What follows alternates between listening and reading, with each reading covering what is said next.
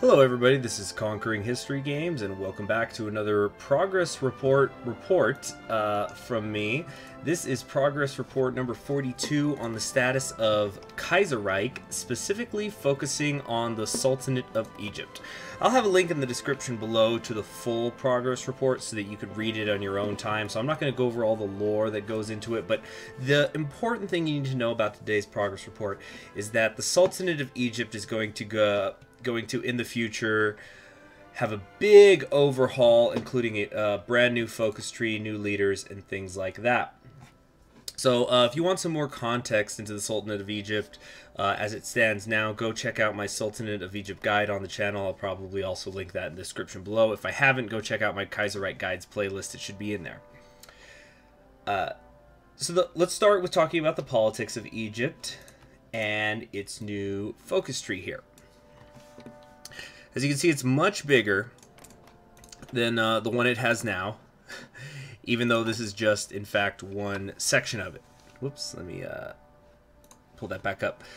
So there's a couple of things we need to note here. First off, when we're talking about the politics of Egypt, Egypt is independent, but does want to expand against the Ottomans, but they're about to be hit with Black Monday. So as you can see on the right here, there's a big Black Monday tree, and yet after you've only taken 1, 2, 3, 4, 5, 6 focuses, presumably you'll be able to take the Black Monday is over focus. So it's not going to take too long to get yourself out of Black Monday. But then right here you see Farouk's reforms. So for that, we need to talk about who the leaders are of Egypt. At the start of the game, Faoud the First is going to be leader, but he is going to die pretty early on. So I suppose it's kind of like King George when you're playing as Canada in Kaiserreich, where he dies and then Edward becomes king. So it's a situation where Faoud's going to die and then Farouk the First is going to take over. And he's going to enact a bunch of reforms that are going to deal with the education system, with the military, with the economy, with society, with government. So that's a lot of what we have going on here. Modernizing the Sudan, getting oil, building factories, things like that. And then down here it says the new economy. This will probably be some sort of big buff. And then over here at the bottom of all of these reforms from Farouk, you have 3 different choices that can go into constitutional monarchy, status quo monarchy, and absolute monarchy.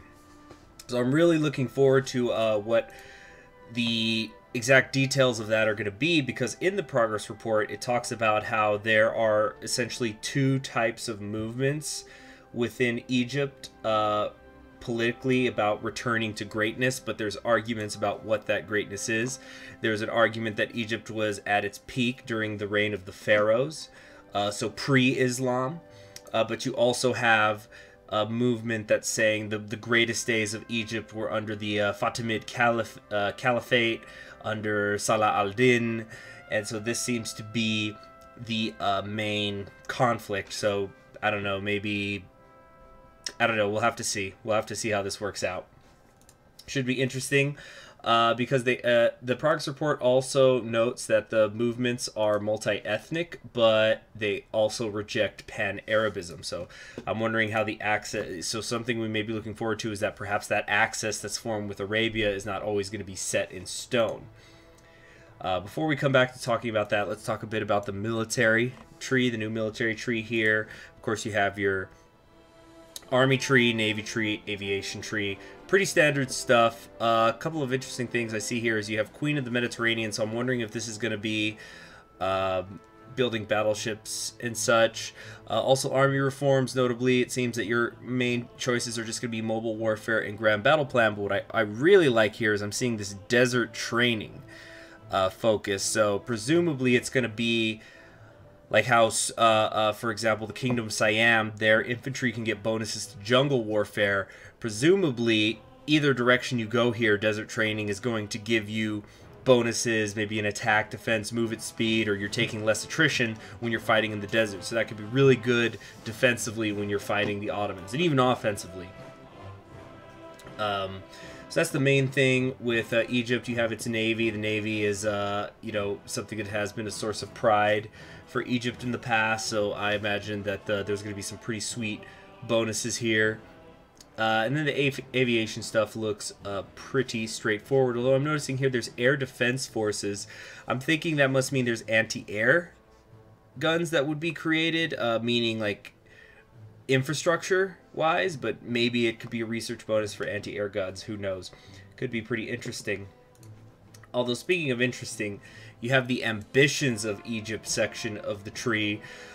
So, of course, we have the Cairo Pact here. So this is probably going to be where you form the axis with Arabia.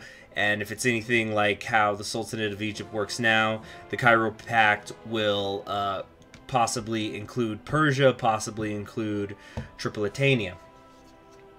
And I hope that they keep that focus where you could possibly gain more cores or less cores depending on how much you're willing to have Arabia be friendly to you.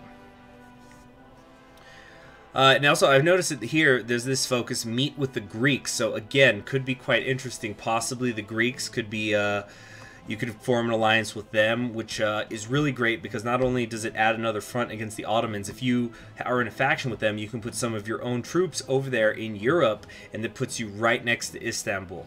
So this could be very interesting. Also, I'm noticing supporting the Arab rebels. I wonder if this is, then you could, via focus, trigger the revolts, maybe even the Kurdish revolt. I know Arabs aren't Kurds, but just the idea of that being possible seems very interesting to me. And then, of course, destroying the Ottomans, this is probably the Annex war goal. So the thing is, after you've defeated the Ottomans, which usually happens if all the Axis get together, certainly whenever Persia gets involved, it appears that you then can get involved in the conflict between the Arabs and the Iranians, in which you can side with one or the other. So, oh, right, oh, yeah, I knew I saw a Kurd thing when I was checking this out initially. Yeah, down here at the bottom we have Kurdish Agitation. So maybe after the war with the Ottomans, you could trigger the Kurds to revolt, or revolt a second time. Who knows? On the right here, this looks like the stuff with Germany, where you're going to ask for the canal. Maybe you go to war with them. I don't know, we'll see. Then there's the Nile Proclamation, where it looks like you'll support Somalia so that you can fight Ethiopia. So yeah, it says divide Ethiopia here, ending the rivalry. And then gathering African allies. I'm wondering what this is going to mean. Maybe this is dependent on if the German sections of Africa have exploded or not. But that could be something interesting as well. And I think that's most of the images that came with this progress report. It should be pretty interesting. Again, like I said, I'm going to link a description to the progress report. I'm going to provide a link to the progress report in the description below. But it should be interesting seeing how the overhaul plays out as we go into 0.6. And also Persia and Arabia are also supposed to be in their own focus trees. I'll have to double check the progress reports for that, and if I'm right, I'll make some sort of something for that. But I think these reforms, I will be keeping a close eye on seeing what these do once the new focus tree comes out. Are they going to be broken as hell? Is it going to be too little? Or is this how we're going to get new research slots? Because I don't see Austrian tourists anywhere that are giving research slots like it is now. For those of you who don't know what I'm talking about, it's over here. If you encourage Austrian tourism, you get a research slot for some reason. I think it's going to be an improvement. This one's fine. Anybody who's seen my top 5 African countries in Kaiserreich knows that Egypt is number 3 for me, but I think this could be a big improvement, and I'm looking forward to it. Thanks for your time. I'm Conquering History Games. Subscribe if you haven't already, and I will see you in the next video. Bye.